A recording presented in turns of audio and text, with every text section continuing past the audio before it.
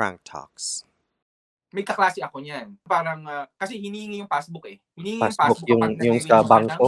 pag nagre-renew ka ng sa immigration. Yung Di sa ba? bangko, sir? Oo. Bagets pa yun. Batang-bata pa yun. So, wala pang kamuang-muang. Hindi niya Sobra-sobra inaasahan. yung natatanggap niya. Ganun. Oo, sobra-sobra. Hindi na siya parang, that's unimaginable na for 28 hours. So, ang nangyari, parang, kaklase ko kasi siya noon na binigyan siya ng visa ng immigration pero walang permit to work. Ganun na yun. May visa ka pero wala kang permit to work. Anong gagawin mo sa Japan? Paano ka ng lifestyle mo?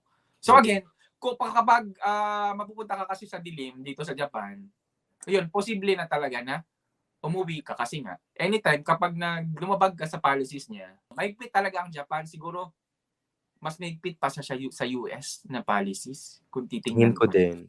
Pwede pang mabali ang sa US eh. For humanitarian reasons,